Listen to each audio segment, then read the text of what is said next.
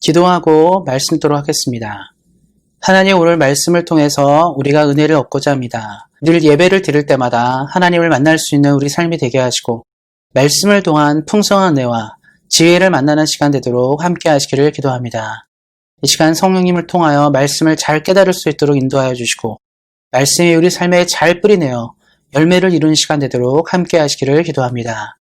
이 시간 가운데 함께 하실 하나님을 믿으며 우리 주 예수 그리스도의 이름으로 기도하였습니다. 아멘. 오늘은 성경 우리 삶의 목적을 이루는 책이라는 말씀의 제목을 가지고 함께 은혜를 나누고자 합니다. 지난 시간에 우리는 사람의 주된 목적에 대해서 살펴보았습니다. 우리가 인생의 목적이 무엇이냐 물어볼 때 하나님을 영화롭게 하는 것이고 하나님을 즐거워하는 것이라고 말한다고 배웠습니다. 그렇다면 어떻게 우리는 이 목적을 달성할 수 있을까요? 어떻게 이 목적을 이루어갈 수 있을까요? 이것을 한번 생각해 보셨으면 좋겠습니다.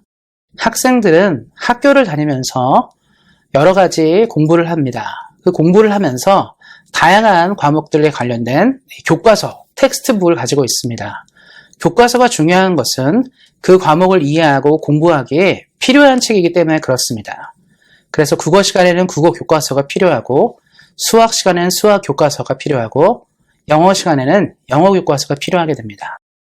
그런데 영어를 공부하는 학생이 국어 교과서를 들고 온다면 그 학생은 공부를 잘할 수 없습니다. 그 이유는 한 가지겠죠. 영어 시간에는 영어만 공부하고 영어에 관련된 책이 필요한데 국어책은 그 과목의 성격에 맞지 않기 때문입니다. 마찬가지로 수학 시간에 사회책을 들고 오지 않고 사회 시간에 과학책을 들고 오지 않는 것입니다. 그래서 목적에 맞게 공부하고 목적에 맞는 텍스트를 가지는 것은 중요합니다. 그래서 사람들은 자기 인생을 향해 목적을 향해 여러 가지 텍스트북을 선택하고 살아가기도 합니다. 과거에 우리 조상들은 유교 문화나 불교 문화권에 있었죠. 그래서 유교가 득세하던 시절, 조선시대나 이런 시대에는 조상들이 유교의 경전을 삶의 텍스트북으로 정하고 교과서로 정하고 그 가르침에 의해 살았습니다. 사서삼경이라든가 그런 것들을 통해서 배우는 것이죠. 우리가 말한 것처럼 공자님이 말씀하시기를 맹자왈 이런 얘기 하지 않습니까? 그때 이야기를 통해서 그것을 통해서 배우는 것이에요. 그래서 한국 사람들, 옛날 사람들은 남녀 칠세 부동석이니 부부 유별 이런 얘기를 하잖아요. 그거 뭐냐면 한국 사람들이 갖고 있는 많은 이 친구라든가 가족이라든가 여러 가지 것들에 대한 정체성, 효충 이런 거 있잖아요. 이런 것들이 유교의 경전에 싸우는 삶의 텍스트북이 있었기 때문에 그거에 맞게 살아가는 것입니다. 불교도 그렇죠. 불교 갖고 있는 가르침 있잖아요. 살생유택, 살아있는 것을 쉽게 죽이면 안 된다. 그래서 불교인들 중에 깊이 있는 사람들은 고기 먹지 않죠. 식물만 먹습니다. 이런 것들이죠. 가르침을 따라 살려 하는 거예요. 텍스트북이 있으니까 그래서 불교 믿는 사람들은 무소유, 소유 없이 살아야 된다. 이런 거 배우는 건 딴 것이 아닙니다. 그들이 갖고 있는 삶의 텍스트북을 거기에 정했기 때문에 그렇습니다. 그렇다면 우리는 질문이 생기죠. 이렇게 자잘자잘하게 종교에 관한 것들, 어떤 종교가 어떤 텍스트를 갖고 있냐, 이 문제가 아니라 그럼 궁극적으로 인간이 선택해야 될, 사람이 가져야 될 텍스트북, 교과서는 무엇인지를 한번 생각해 봐야 합니다.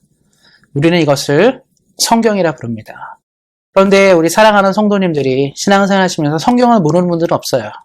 몇십 년씩 신앙생활을 했기 때문에 언제나 성경을 우리 삶의 텍스트북으로 두고 교과서로 두고 늘 읽고 연구합니다. 성경에 대해서 잘 알고 있죠. 잘 알고 있고 아무리 강조해도 충분히 아신다고 생각합니다. 그럼에도 불구하고 제가 오늘 또 성경에 대해서 말하고 싶은 것은 성경에 대한 진정한 의미가 무엇인지를 한 번 더 보자는 거예요.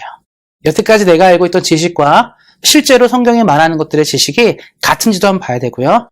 정말 우리가 성경을 어떻게 텍스트로 놓고 성경을 어떻게 교과서로 놓고 살아야 되는지를 점검하는 시간을 가지기를 소망합니다. 그래서 오늘 성경에 대해 좀 더 깊고 즐겁고 은혜로운 시간을 예수님과 함께 우리 함께 가지기를 소망합니다. 성경은 어떤 책입니까? 이렇게 질문할 때 세상 사람들은 이렇게 말할 것 같아요. 기독교인들이 읽는 책, 교회 다니는 사람들이 보는 책이라고 생각할 것입니다. 그래서 그 사람들은 여러 다른 종교의 경전과 같이 성경을 두기도 할 것 같아요. 성경도 그 중에 하나겠지. 이슬람교의 경전 중에 하나고 불교나 힌두교나 다른 종교들이 갖고 있는 경전 중에 하나일 것이라고 생각합니다. 그런데 성경이 갖고 있는 조금 다른 부분이 한 가지가 있어요. 불교나 힌두교 이런 다른 종교들은 자기 성찰과 어떻게 이 경전을 연구해서 어떤 존재가 될 것인지에 대한 관심이 좀 있습니다. 그러니까 다른 말로 하면 경전을 연구하고 경전대로 살아가면서 어떤 원하는 목적과 목표가 있는데 그건 뭐냐면 내가 이루고 싶은 어떤 성취가 관련돼 있어요. 이슬람교는 기독교랑 굉장히 유사한데요, 사실은. 기독교 이단 같은 종교입니다. 그래서 많은 뿌리들이, 많은 것들이 이제 기독교로부터 많이 나왔는데요. 근데 이슬람교는 뭐 알라를 섬겨야 된다. 알라를 잘 믿는 법에 대해 경전이 있죠. 코란이 있습니다. 근데 코란을 잘 보면 뭘 보게 되냐면 하나님의 뜻에 맞는 인생이 되는 것, 뭐 신의 뜻에 맞는 인생이 되는 것, 요거에 대해 초점을 맞춰준 것 같지만 실제로 생각해 보면 내가 원하는 목표를 위해 경전을 읽는 거예요. 내가 꿈꾸는. 난 나중에 알라에게 큰 선물을 받고 알라를 통해 많은 걸 이런 거에 더 초점이 맞춰졌다는 거죠. 불교도 그렇습니다. 경전을 읽고 배우고 공부하면서 내가 원하는 목표에 한 걸음 갈 수 있다는 것. 이렇게 생각해요. 세상에 많은 종교들이 갖고 있는 경전은 이 경전을 만드는 신에 대한 관심이 있는 게 아니라 내가 이 경전을 통해서 어떤 존재가 되겠다. 요거에 초점을 맞추고 있습니다. 좀 어렵습니까? 쉬운 말로 말씀드리자면 다른 종교의 경전들은 나를 중심으로 한 거예요. 내가 어떻게 되고 어떻게 행복해지고 내가 어떻게 즐겁고 내가 뭘 받을 수 있고 뭐를 누릴 수 있는지에 대해서 관심이 있습니다. 그런데 기독교의 경전 성경은 무엇을 말해주냐면 우리가 성경을 읽으면 읽을수록 내가 행복해지고 내가 잘되고 여기에 초점이 맞춰져 있지 않습니다. 성경의 유일한 초점은 우리의 존재 목적이 무엇이고 어떻게 하면 하나님을 알 수 있고 어떻게 하면 하나님이 기뻐하시는 존재가 될 것인지에 대해서 관심을 가지고 있어요.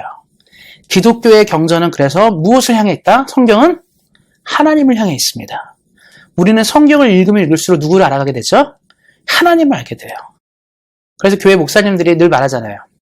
예수님에 대해서 알기 원한다면, 하나님에 대해서 알기 원한다면, 성령님에 대해서 알기 원한다면 어떻게 하세요? 성경을 읽으세요. 그런데 다른 종교는 어떻게 하죠? 잘 되고 싶으면, 복 받고 싶으면, 뭔가를 가지고 싶으면 경전을 읽고 경전대로 사세요라고 얘기합니다. 판이하게 다르죠. 성경은 그래서 어떤 책인가? 하나님을 향한 책이에요. 하나님을 향한 관심이 가득가득 담겨져 있는 책입니다. 그래서 베드로후서 1장 20절 21절에는 이런 식으로 설명하고 있습니다.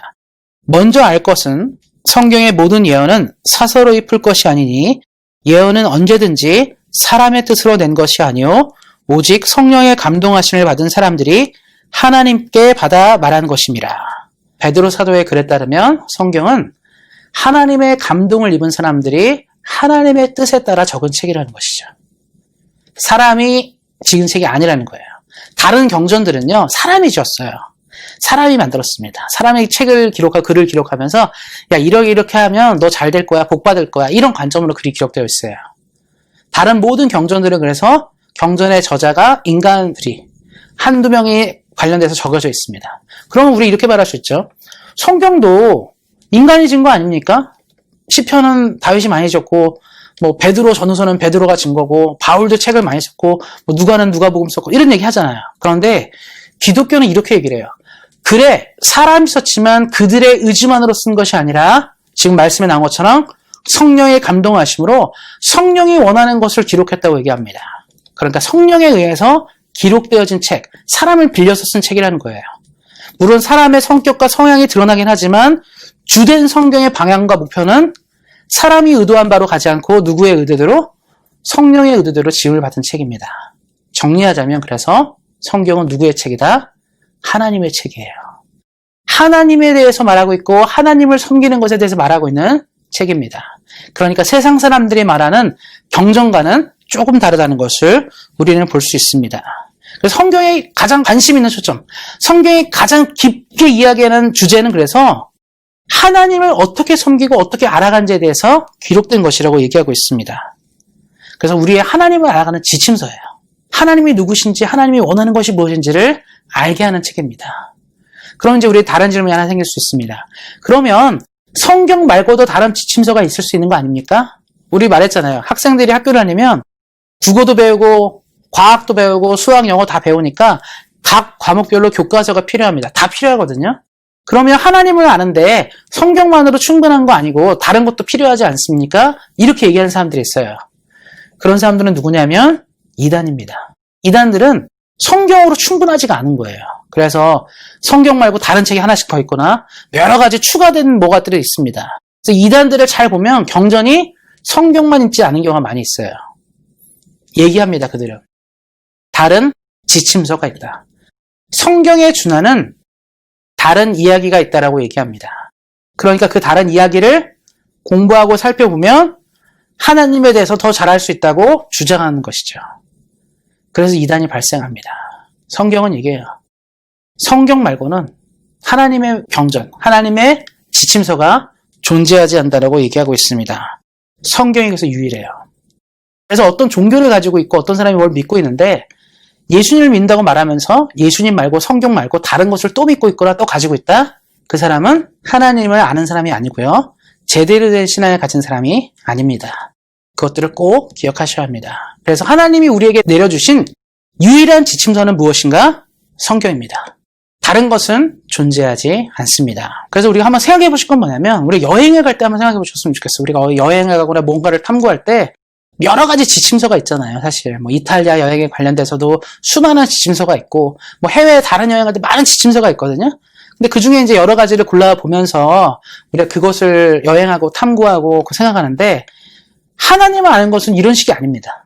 그러니까 하나님을 아는 것은 이것저것 뭐 다른 경전 뭐 다 조사해가지고 아는 것이 아니라 성경이 유일한 규칙이에요. 그래서 예수님 믿는 사람들이 가장 위험한 것 중에 하나가 뭐냐면 이 속담에 나온 거 있죠. 뭐로 가도 서울로 가면 된다.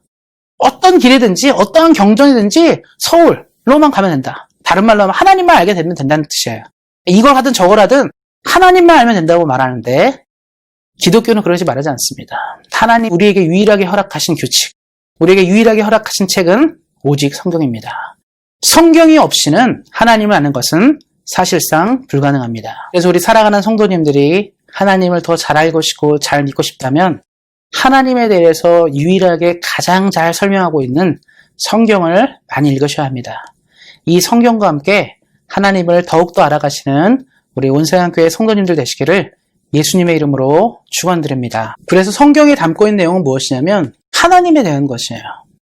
우리는 알고 있습니다. 하나님이 온 세상을 만드시고 우리를 영원한 천국으로 인도하실 분이라는 것을 알고 있죠. 그런데 하나님에 대한 정보가 많이 필요해요. 하나님이 어떤 분인지 알아야 되는데 우리는 성경을 통해서 하나님을 알 수 있습니다. 성경에 담겨진 내용은 사실 하나님, 예수님, 성령님, 천국, 영생 이런 것들이 담고 있죠. 그런데 성경이 좀 더 깊게 얘기하는 것이 있어요. 성경이 담고 있는 내용, 이건 우리가 이미 다 알고 있는 내용이에요. 성경을 통해 하나님을 알 수 있다, 예수님을 다 알고 있는 내용이거든요. 그런데 성경이 더 많이 얘기한 건 뭐냐면 성경을 통해서 우리에게 뭘 말해주고 싶냐면 하나님을 어떻게 믿을래? 하나님은 어떻게 믿는가에 대해서 잘 설명되어 있어요. 하나님에 대해서 설명하면서 그를 섬기는 것이 무엇이고 그를 믿는 것이 무엇인지를 얘기하고 있습니다. 그러니까 하나님을 어떻게 믿을 것인가에 대해서 얘기하는 것이죠. 그러니까 성경을 안 읽는 사람은 하나님을 잘 믿는다고 말하지만 자기식대로 믿어요. 그래서 하나님을 믿는다고 말하는데 성경도 잘 안 보는 사람들은 그래서 자기식대로 믿는 거죠. 하나님이 원하는 대로 살지 못하고 자기식대로 믿는 사람들이 많이 있습니다. 요즘 시대에 기독교가 대혼란을 일으키는 이유는 뭐냐면 말씀이 말하는 하나님 앞에 있는 것이 아니라 내가 상상하고 생각하는 하나님을 이야기하는 경우가 굉장히 많이 있습니다. 그래서 이런 말이 되게 위험하거든요. 예수 믿는 사람들은. 내가 볼 때 하나님은 이런 분이셔. 내가 믿기로는 하나님 이런 분이셔. 내가 살펴본 바로는 하나님 이런 분. 이런 말은 굉장히 위험합니다. 예수님 믿는 사람 어떻게 말하죠? 성경에서 하나님은 이렇게 말하고 있어. 성경의 하나님은 이렇게 얘기하고 있다. 나는 성경이 말하는 이 하나님을 이렇게 만나고 있어. 성경은 하나님을 이렇게 믿는 것이 옳다라고 얘기하고 있어. 이것이 먼저 선결된다는 것이죠. 성경은 계속적으로 이것을 얘기하고 있습니다. 또 하나는 뭐냐면 성경은 어떻게 하나님의 뜻대로 살 것인가를 말하고 있어요. 하나님이 우리에게 원하는 것이 무엇인지를 말해준다는 거예요. 하나님은 우리에게 지금 이걸 원합니다. 다른 사람을 더 사랑하고 이해하고 배려하는 걸 원하시거든요. 그런데 우리가 성경을 잘못 이해하면 어떻게 되죠? 예수님을 안 믿는 사람은 다 없애버려야 되고 죽여버려야 된다. 밀어내야 된다. 이렇게 생각하는 사람도 있다는 거예요. 최근에 이제 많은 종교 간에 문제가 있는 게 뭐냐면 이슬람교 믿는 사람들이 어떻습니까? 다른 종교 믿는 사람들은 죽여버려야 된다 해서 막 테러 일으키고 이러잖아요. 그러면 이게 원래 이슬람교가 원하는 생각일까라고 고민하게 되는데 그것도 참 문제거든요. 자기들이 믿는 신이 다른 종교를 쓸어버리라고 말한다는 가치가 이상하지 않습니까? 근데 우리도 기독교도 그럴 수 있다는 거예요. 하나님 우리에게 서로 사랑하고 이해하고 배려하라고 많이 말씀하시는데 우리 어떻습니까? 그렇게 생각하지 않을 때가 있어요. 내가 난 쟤 싫어하니까, 난 쟤 미워하니까 쟤는 없었으면 좋겠어. 이거 하나님의 뜻이 아니죠. 그래서 성경을 아셔야 되는 건 뭐냐면 하나님이 우리에게 어떻게 살라고 하는지를 또 말해주고 있어요. 그러니까 성경 하나하나에는 뭐가 있냐면 우리가 어떤 모습으로 살아야 될지를 잘 설명하고 있다는 것을 볼 수 있습니다. 그런데 성경에 대한 오해가 뭐냐면 성경은 그래서 하나님을 어떻게 잘 믿을 것인가 또 하나님이 원하는 것이 무엇인가를 공부하고 배우는 책인데 오해가 뭐냐면 성경에는 모든 정보가 다 있다고 생각하는 사람들이 또 있어요. 그래서 세상의 모든 일은 성경을 통해서 알 수 있다고 말하는 사람들이 있었어요. 그래서 예전에 중세 때 중세의 많은 신앙인들이 성경을 통해서만 세상을 이해한다고 말해서 그 당시 사람들은 지동설, 그러니까 지구가 돈다, 지구는 태양을 중심으로 돈다 이런 걸 믿진 않았습니다. 지구는 세상의 중심이고 하나님이 만드신 이 지구는 온 세계의 중심이니까 다 지구를 중심으로 돈다고 생각했어요. 그 천동설이라고 말하는데 성경을 잘못 보기 때문에 성경에 담겨져 있지 않은 지식도 자기들이 안다고 말하면서 생겨난 부작용들이었습니다. 성경은 모든 지식을 담고 있냐 있지 않냐의 질문 앞에 딱 하나를 말해요. 성경은 모든 지식을 담고 있지 않습니다. 성경은 우리에게 필요한 지식만을 담고 있어요. 그러니까 우리의 인생에 하나님을 알아가고 하나님의 뜻을 발견하고 영생과 구원과 신앙에 관련된 이야기가 담겨져 있지 세상의 모든 과학, 자연 이런 거를 다 담고 있지 않다는 이야기입니다. 그래서 이제 성경을 잘 보다 보면 아셔야 되는 건 뭐냐면 우리 교회 다니는 사람들이 많이 얘기하는 거죠. 천사, 사탄 이런 얘기 굉장히 많이 합니다. 성경은 천사랑 사탄의 존재를 이야기하는데 천사가 어떻게 만들어졌지? 사탄의 기원이 무엇인지에 대해서 사실상 성경은 얘기하지 않습니다. 우리 잘 몰라요. 창조 이전에 어떤 일이 있었는지를 우리는 잘 모릅니다. 성경에 자세히 기록하고 있진 않아요. 그 얘기는 뭐냐면 하나님의 관점에서 볼 때 이 이야기는 중요하지 않기 때문에 넣지 않은 거예요. 그러니까 모든 콘텐츠를 성경이 담고 있지 않은 것이죠. 우리 인생을 얘기할 때 그렇습니다. 한 사람의 인생을 쭉 얘기하면 0세부터 시작해서 계속 잘하고 있죠. 어떻습니까? 모든 이야기를 담으면 너무 복잡해져요. 그 사람들이 어떤 책을 낼 때 자서전을 내거나 평전을 내거나 전기를 쓸 때 어떻습니까? 중요한 사건을 넣어요. 이 사람의 인생에 변화를 줬던 중요한 변곡점에 있던 이야기들을 집어넣습니다. 그리고 우리는 그 책을 다 읽으면서 그 사람의 인생을 다 이해했다라고 얘기를 해요. 중요한 것들을 봤으니까. 마찬가지입니다. 성경 역시 콘텐츠를 담을 때 중요한 것들을 담아요. 우리가 하나님에 대해서 알기 원하고 하나님이 원하는 것이 뭔지를 발견하기 원하고 영생과 구원과 하나님의 놀라운 것들을 발견하기 위한 필요한 정보는 여기에 다 있습니다. 성경에 다 있어요. 그런데 아브라함이 15살 때 뭐 했는지 요셉이 29살에 뭐 했는지 이런 거 안 담고 있어요. 천사는 어떤 모양이고 어떻게 생겼는지 이런 거 안 담고 있습니다. 예수님에 대해서 얘기할 때 예수님 어린 시절 많이 안 나오잖아요. 성경이 비중 있게 다루지 않는 것은 무엇이냐면 그것이 지금 하나님의 역사 꿈을 이뤄가고 하나님을 알아가는데 크게 필요하지 않았기 때문입니다. 그러니까 어떤 사람들이 말하는 것처럼 모든 콘텐츠가 여기 있다는 것은 말이 됩니까 안 됩니까? 말이 안 되는 거죠. 성경은 그래서 기억하셔야 됩니다. 다시 한번 말씀드립니다. 하나님을 어떻게 믿을 것인지 하나님을 믿고 따른다는 것이 무엇인지 다른 말로 하면 어떻게 하나님대로 살 것인지를 말해주는 책입니다. 그러니까 하나님이 누구신지 그러니까 하나님을 어떻게 믿을 것인지 그리고 하나님의 뜻을 어떻게 따르며 살 것인지를 말해주는 책입니다. 그래서 우리가 기억해야 될 것은 성경이 원하는 것이 복잡하고 다양한 것이 아니라는 거예요. 우리가 아는 것처럼 전 세계 모든 정보, 콘텐츠, 내용들 이거를 다 아는 백과사전이 아니라 우리에게 가장 필요한 것들을 말해주는 책입니다. 그래서 이렇게 말하고 있습니다. 디모데후서 3장 15절은 성경은 능히 너로 하여금 그리스도 예수 안에 있는 믿음으로 말미암아 구원에 이르는 지혜가 있게 하느니라. 성경은 능히 우리를 구원으로 이끌 수 있는 하나님의 귀한 책입니다. 그래서 우리가 성경을 읽을 때 생각해야 되는 것이 두 가지가 있습니다. 그것은 뭐냐면 성경이 완전히 하나님이 누구신지를 계시한다는 사실을 아셔야 돼요. 성경을 통해서 우리가 하나님을 완전히 만날 수 있음을 믿으셔야 합니다. 그러니까 성경을 읽을 때 의심을 갖거나 성경을 통해 내가 하나님을 알 수 있나 없나 이걸 고민하시면 안 된다는 거예요. 성경을 읽는 사람의 자세는 성경은 하나님에 대해서 완전하게 계시하는 책이라는 것을 알고 날마다 이 성경을 보면서 하나님이 누구신지를 하루하루 알아가야 됩니다. 성경을 읽을 때 그래서 이 생각을 머릿속에 하고 있어야 돼요. 단지 이야기책이다. 난 성경을 단지 10독, 20독 해야겠다. 성경을 많이 봐야겠다. 이 생각만 하시면 안 되고 성경을 읽을 때 성경은 누구를 향해 완전하다? 하나님에 대한 지식이 완전히 담겨져 있다. 내가 성경을 읽음으로 내가 하나님이 누구신지를 점점 알아간다. 하나님의 뜻을 발견하고 하나님이 누구신지를 알아가는 것들을 기억해야 됩니다. 그리고 우리가 다음에 기억해야 될 것은 뭐냐면 성경은 하나님께서 우리에게 요구하는 삶이 무엇인지를 정확히 말하고 있다는 거예요. 그러니까 우리가 어떻게 살아야 되지? 우리가 믿는 삶으로 어떻게 살아야 될까 할 때 성경은 이거에 대해서 정확히 얘기한다는 거예요. 가이드라인을 준다는 겁니다. 너가 예수를 믿는 사람이냐? 너가 하나님을 믿는 사람이냐 말할 때 성경은 정확히 얘기해줘요. 어떻게 살아야 됩니까? 그래서 예수님한테 베드로랑 제자들이 찾아왔죠. 용서에 대해서 고민이 있었어요. 예수님, 용서가 뭡니까? 물어보는 거죠. 그래서 얘기를 자신 있게 내가 7번 용서하면 되는 겁니까? 이스라엘 사람들은 7이 완전수거든요. 7번이면 완전한 거잖아. 내가 이만큼 남들을 7번 용서하면 되겠습니까? 라고 얘기한 거죠. 한국 사람들은 뭐라고 말하죠? 3, 3번. 내가 3번까지는 참어. 1번, 2번, 3번. 한국 사람들은 3, 3번인데 베드로는 이제 7번 쓴 거예요. 유대인의 관점에서 7이 완전수니까. 그럼 제가 7번 용서하면 됩니까? 그래서 이제 베드로 생각에서는 자기가 생각할 때 하나님을 생각하는 기준이 딱 있었던 거죠. 근데 예수님이 베드로에게 얘기를 해요. 그건 너의 기준이야. 너가 볼 때는 7번이 완전이지. 예수님 뭐라고 하죠? 70번씩 7번이라도.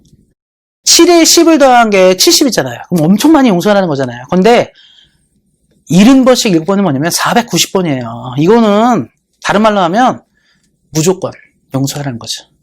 이만큼 사람의 생각과 하나님의 생각이 갭이 이렇게 있습니다. 우리 성도님들이 신앙생활 하실 때, 믿음 생활 하실 때 이걸 봐야 돼요, 사실. 우리는 자꾸 어떻게 보냐면 내 입장에서 성경을 봐요. 내가 볼 때 이 정도는 할 수 있어. 뭐 이런 거 나오잖아요. 3끼 금식하십시오. 난 이거 할 수 있어. 근데 뭐 금식을 하는데요. 40일을 금식해라 하면 어떠죠? 이건 좀 힘들어. 우리는 이렇게 가는 거거든요. 우리 신앙생활 때 우리 기준이 뭐냐면 내가 말씀 하루에 3번 볼 수 있어. 나 성경에 써 있으면 할 수 있는 거는 하여. 근데 우리가 성경에서 주야로 묵상하며 살아야 된다. 뭐 날마다 말씀과 이런 거 하면 이건 또 어려워요. 선택적으로 신앙생활 하는 사람도 있다는 거예요. 내가 할 수 있는 것은 하나님의 뜻대로 하지만 내가 할 수 없는 것은 하나님의 뜻대로 안 하는 거. 그런데 성경이 뭐라고 말하죠? 우리에게 어떻게 살라는지를 확실히 말해줘요. 하나님의 기준을 말해줍니다. 그러니까 우리 사랑하는 성도님들이 믿음 생활하실 때 어떻게 살아야 된다? 하나님의 기준대로 살아야 돼요. 그것에 대한 모든 것이 여기에 담겨져 있습니다. 제가 어렸을 때는, 요즘도 그런지 모르겠는데 제가 어렸을 때는요, 백과사전을 갖는 게 되게 소원이었어요, 애기들은. 그래서 집안에 보면 뭐 동물부터 해가지고 뭐 식물, 뭐 사회경제 다 해가지고 백과사전이 뭐 수십 권씩 되는 이 전집들이 있었어요. 이걸 너무 갖고 싶어 했죠. 그리고 부모님들이 이걸 또 아이들에게 사줍니다. 그걸 보면서 뭘 알아라? 세상에 대한 지식을 알아라. 너네가 나중에 어른이 되고 이 땅을 살아갈 때 어떤 나라의 정치는 이럴 거고 너네가 주변에 보는 동물들은 이럴 거고 사회경제 이걸 다 사주는 거예요. 근데 그거를 아이들이 보죠. 근데 어떻습니까? 부모들이 아이들에게 사줄 때는요. 이걸 보면서 배우라고 주는 거예요. 그래서 비싸죠, 책들이. 전집이 뭐 싸지 않습니다. 그 사서 주는 건데, 개 중에 이제 아이들이 부모의 의중을 알고 열심히 보는 책들이 있어요. 열심히 보면서 배우는 애들인데, 또 어떤 애들은 어떻죠? 안 봅니다. 너무 많은 거예요. 이 무슨 이렇게 많은 책을 읽어서 어떻게 쓰냐. 너무 힘들고. 그래서 그냥 꽂혀져 있는 거죠. 그래서 많은 집들이 그냥 장식용으로 꽂혀 있는 경우가 굉장히 많았습니다. 근데 하나님이 우리에게 그래요. 이 땅을 살 수 있을 때 백과사전이 필요한데 성경이거든요. 정치, 경제, 사회 이 땅을 사는 모든 기준을 여기서 발견할 수 있다고 말하고 우리에게 주신 책이에요. 하나님은 그래서 이 성경책을 우리에게 장식품으로 주지 않았습니다. 우리 인생 가운데 이걸 통해서 배워가라는 거예요. 하나님은 정치에 대해서 어떻게 생각하실까? 요즘에 뭐 이슈 많잖아요. 뭐 좌쪽이냐 우쪽이냐 중도냐 뭐 많잖아요. 그럼 하나님은 정치에 대해서 뭐라 말하실까? 경제에 대해서 하나님 뭐라 말하실까? 인간과 인간의 문제에 대해서 뭐라고 말하실까? 이 모든 것에 대해서 하나님의 기준들이 있죠. 그걸 보라는 거예요. 말씀을 통해서. 장식품을 두지 말고, 우리 어렸을 때 백과사전 장식품으로 두는 많은 애들이 있는데 그렇게 살지 말고 성경을 장식품으로 두지 말고 하나님의 기준으로 살라고 말씀하고 있는 것입니다. 그런데 요즘에 가장 큰 문제가 뭐냐면, 사랑하는 성도님들, 제가 왜 오늘 성경에 대해서 얘기하냐면, 시대가 점점 매스미디어, 멀티미디어가 발달하게 되면서 이제는요, 눈으로 보고 읽는 이 아날로그에 대해서 점점 사람들이 멀리하는 시대예요. 세상이 뭐라고 말하죠? 디지털화가 됐다고 얘기를 해요. 디지털 시대에 가장 중요한 것은 눈으로 보는 것입니다. 눈으로 보고 느끼는 것이에요. 근데 문제는 뭐냐면, 내가 소화하고 이해하는 것을 배워가는 게 아니라 남들이 이미 소화하고 배워가는 것들을 눈으로 보고 귀로 듣는 것이죠. 그러니까 굉장히 말씀의 홍수에 있어요. 사실은 어떤 주제를 딱 볼 때 요한복음 3장 16절 다 잘 아시는 말씀이죠. 하나님이 세상을 이처럼 사랑하사 독생자를 주셨으니 이는 저를 믿는 자마다 멸망치 않고 영생을 얻게 하려 하심이라. 이것만 검색을 딱 하시고 쳐도 수많은 목사님들의 다양한 다른 설교들이 등장해요. 이건 뭐냐면, 내가 굳이 이것을 연구하고 고민하고 생각하지 않아도 이미 눈으로 보고 귀로 들으면서 다양한 해석을 접할 수 있는 시대 가운데 우리가 서 있습니다. 디지털화된 시대의 가장 위험한 것은 우리 스스로가 하나님의 말씀을 직접 보고 읽으려는 시도를 안 하게 된다는 거예요. 그럼 이렇게 말할 수 있죠. 아니, 훌륭하신 목사님들이 이미 다 말씀을 전해주시고 증거하시고 공부해놓고 다 만든 결과물을 듣는데 이게 왜 우리에게 문제가 됩니까? 라고 말할 수 있는데요. 성경을 보다 보면 과거의 구약시대나 신약시대나 하나님의 백성이 넘어지기 시작한 때는 뭐냐면, 그들이 스스로 말씀을 읽지 않고 성직자에게 말씀 듣는 것을 의존하기 시작할 때 시대가 무너졌다는 거예요. 이상하죠? 좋은 목사님들, 좋은 신앙인들을 통해서 계속 말씀을 공급받는데 시대가 무너진다는 거예요. 왜 그렇습니까? 하나님은 이 성경을 우리에게 누군가를 통해서 배우려고만 주신 게 아니라 오늘 내가 이것을 읽음으로 하나님을 알라고 주신 것입니다. 성도님들 고민 있으시잖아요. 이 땅을 어떻게 살아야 되지? 내가 이미 나이가 많았음에도 불구하고 어떤 기준으로 살아야 될까 고민할 때 말씀 보셔야 돼요. 누가 이렇게 설명하고 저렇게 설명하고 끌려다니는 게 아니라 내가 오늘 읽은 말씀에 예수님이 뭐라고 말씀하시나, 예수님이 오늘 뭐라고 말하는지를 들어봐야 되는 거죠. 그리고 우리 말씀을 들을 때마다 뭘 생각하죠? 하나님이 원하는 삶의 방향이 뭐지?